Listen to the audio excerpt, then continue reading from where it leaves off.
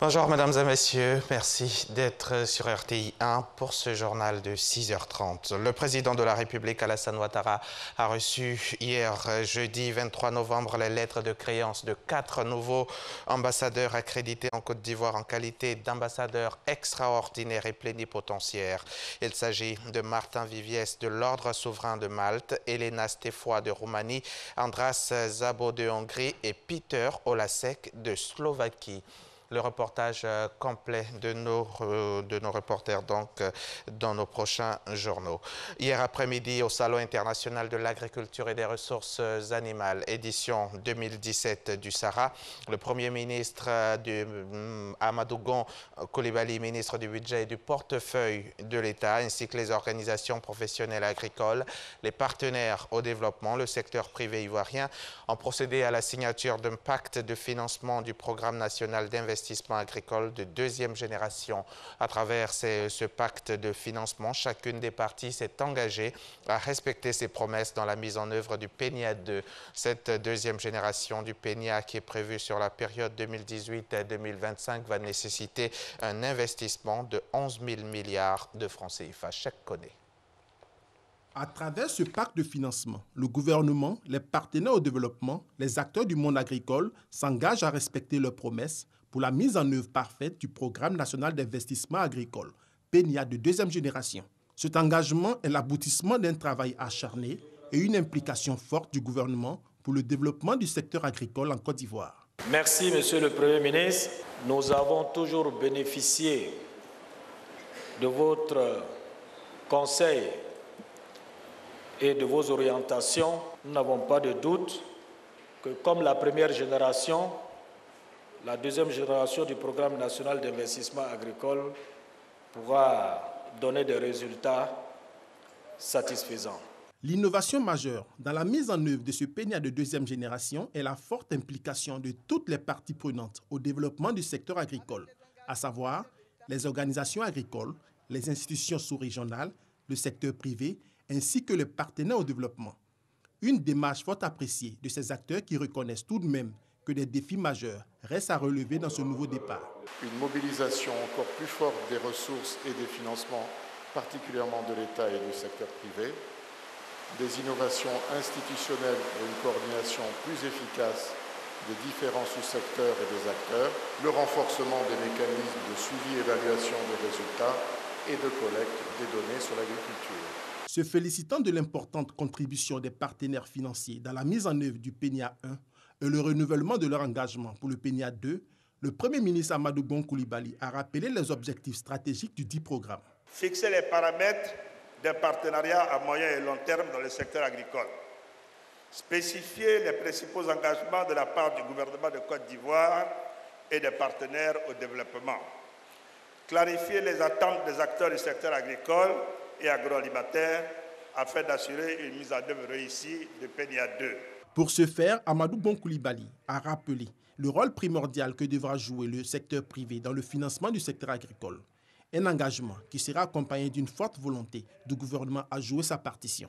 Pour sa part, le gouvernement s'engage à augmenter progressivement les ressources budgétaires allouées au secteur agricole pour atteindre à l'horizon 2025 un taux d'environ 9 à 10%, et nous ferons l'effort dès l'année 2019 de faire un peu plus que ce qui est prévu dans le budget 2018.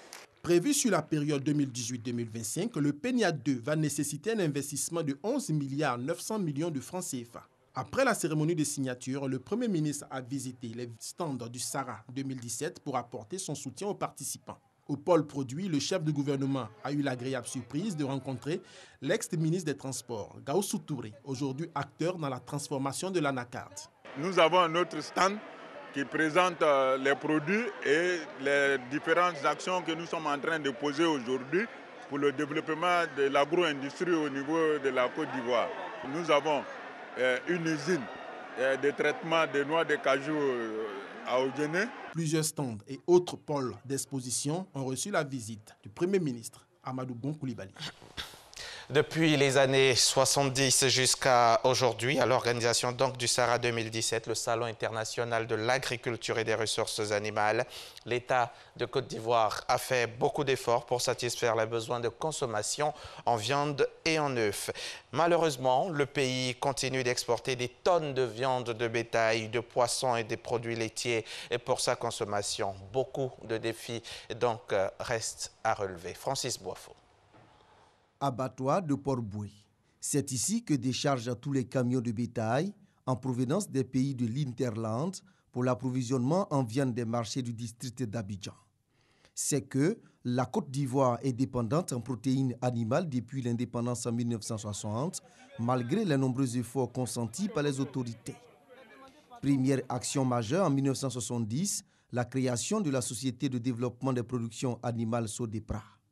Elle était chargée de la recherche-développement, de la vulgarisation, de la conception et de la mise en œuvre de tous les programmes et projets du secteur des productions animales. En 16 ans, soit de 1974 à 1990, la SODEPRA a permis d'augmenter l'effectif des petits ruminants et des bovins à travers les ranches et stations d'élevage. Par exemple, de 356 770 têtes de bovins en 1974, l'on est passé à 1 035 000 têtes en 1990. Malheureusement, plusieurs événements vont perturber le bon fonctionnement des ranches et stations et baisser la capacité de production nationale. D'abord, c'est la dissolution de la SODEPRA, puisque tout ça, c'était englobé à l'intérieur de la SODEPRA.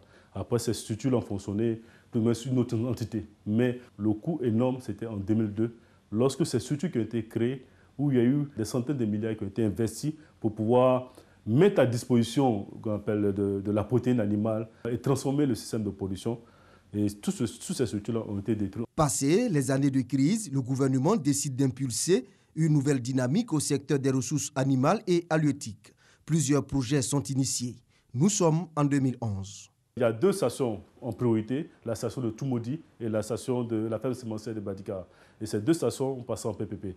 Et en donnant ce coup de fouet, déjà, et aussi en donnant un certain nombre de ressources au niveau des ranches et stations, ça nous a permis d'avoir un certain nombre de résultats qui sont le croisement de la race Ndama avec la Montbéliade et le croisement de la race Ndama avec la Holstein, qui est une race qui est mixte, viande de lait, et la Holstein qui est une race laitière. Et en matière de lait, on a des animaux qui sont passés de 1 litre à 10 litres.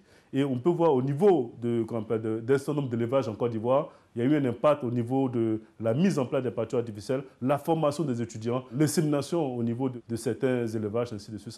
Ça a permis vraiment d'avoir un impact. C'est pour ça que dans cette même continuité-là, on a lancé une grande campagne d'insémination artificielle au niveau du milieu rural. Autant de projets qui ont augmenté la capacité nationale de production de petits ruminants et de bovins. Mais la Côte d'Ivoire reste dépendante de bétail vif et d'abat des différentes espèces animales, bovins, ovins, porcins. Le pays importe 55% de ses besoins en viande et 83% des produits laitiers. Le grand défi reste l'encadrement des éleveurs. Nous allons réveiller toutes ces structures qui vont prendre une autre allure. Nous avons 2 textes pour créer 2 agences. L'agence pour l'aquaculture et la pêche et l'agence qui va se charger, bien sûr, des élevages, donc permettre qu'il y ait un encadrement efficient sur le terrain de tous les éleveurs de Côte d'Ivoire. De nombreux défis également au niveau des ressources halieutiques. La Côte d'Ivoire importe près de 300 000 tonnes de poissons par an, soit plus de 80% de sa consommation. Le ministère des Ressources animales et halieutiques veut réduire ce déficit. Il multiplie les projets. Ce sera un partenariat public-privé pour gérer nos stations d'élevage. En la matière, il y a beaucoup d'opérateurs économiques, de partenaires au développement qui nous sollicitent pour travailler avec l'État de Côte d'Ivoire dans cette perspective. Et très bientôt, nous aurons donc une table ronde pour définir les modalités et également le contenu de ce partenariat-là. Concernant le secteur de la volaille, le pays couvre plus de 95% de ses besoins en viande et est autosuffisant en œufs. Le souhait des autorités, satisfaire les besoins de consommation en protéines animales et halieutiques et réduire le prix du kilogramme de viande de bétail et de poisson. Vous l'aurez compris, malgré tous nos efforts, la Côte d'Ivoire continue d'importer des tonnes de viande, de bétail, de poissons et de produits laitiers. Faire le bilan et réfléchir sur l'avenir de l'artisanat ivoirien, tel est l'objectif du séminaire qui s'est ouvert hier jeudi 23 novembre à Abidjan à l'initiative du ministère du Commerce, de l'Artisanat et de la Promotion des PME et la Chambre nationale des métiers de Côte d'Ivoire. Au cours de ce séminaire qui se refermera donc aujourd'hui même vendredi, les acteurs mettront un accent particulier sur les stratégies à développer pour améliorer les performances du secteur de l'artisanat. Jean-Luc Bangbo, précision. Hortensia est artisane. Elle confectionne et vend des tenues à base de tissus traditionnels depuis 1984. Mais en 33 ans d'activité, Hortensia reste confrontée au même problème. Nous n'avons pas de subventions. Ce que je souhaiterais, qu'il y ait plus de formations, que nous soyons écoutés, parce que nous avons besoin de soutien. Une réalité que partage Maferima, créatrice de bijoux. Pour se vendre, on ne peut pas rester dans notre carré ici. Il faut se déplacer. Nous, en partant dans le foire, nous avons plus d'opportunités. Il nous faut des financements. Parce qu'on ne peut pas s'élever pour aller, par exemple, en Europe sans un apport financier de l'État d'abord. Tout comme Maferima et Hortensia, les artisans ivoiriens sont venus exposer ce jour leurs préoccupations à leurs autorités de tutelle à l'occasion de ce séminaire bilan organisé par le ministère du Commerce, de l'Artisanat et de la Promotion des PME. Il s'agit de former des artisans nouveaux pour une Côte d'Ivoire nouvelle à l'horizon 2020. Il s'agit notamment de créer un cadre de promotion approprié, de créer un mécanisme de financement approprié à l'artisanat, de créer des sites artisanaux, des sites de promotion et de commercialisation. Il s'agit de faire la promotion des artisans sur le marché national et international. Des propositions de solutions qui viennent s'ajouter à une batterie d'actions déjà menées par le ministère en vue de redynamiser le secteur. Nous avons travaillé sur les textes qui régissent ce secteur d'activité. Nous avons signé par exemple une convention avec l'INPHB pour justement permettre la formation des artisans, notamment mécaniques. Et nous avons également veillé pour justement permettre aux artisans de participer à des activités à l'échelle internationale. L'artisanat, un secteur qui compte 44 corps de métier et qui emploie 40% de la population active en Côte d'Ivoire. Les acteurs, pour leur part, espèrent que les résolutions issues de ce séminaire seront effectivement appliquées sur le terrain. Un mot d'actualité internationale pour refermer ce journal. Le nouvel homme fort du Zimbabwe doit officiellement prendre les rênes du pays ce vendredi. Emmerson Mnangagwa doit prêter serment seulement 2 jours après être rentré au pays. La cérémonie doit avoir lieu dans la matinée au stade d'Harare. Elle sera observée par tout le pays. Emmerson Mnangagwa, un compagnon de Robert Mugabe lors de la lutte pour l'indépendance, aura été de tous les gouvernements, ministre de la Sécurité, de la Justice, de la Finance, puis président du Parlement, ministre du Logement et enfin ministre de la Défense. Après des semaines de discussions infructueuses, un accord a finalement été signé ce jeudi entre la Birmanie et le Bangladesh pour rapatrier les musulmans Rohingyas. Il doit théoriquement permettre les premiers retours sous 2 mois des quelques 600 000 réfugiés qui avaient fui la répression de l'armée birmane dans l'état d'Arakan. L'accord est annoncé à quelques jours de la visite du pape François dans les 2 pays. Merci de nous suivre sur RTI.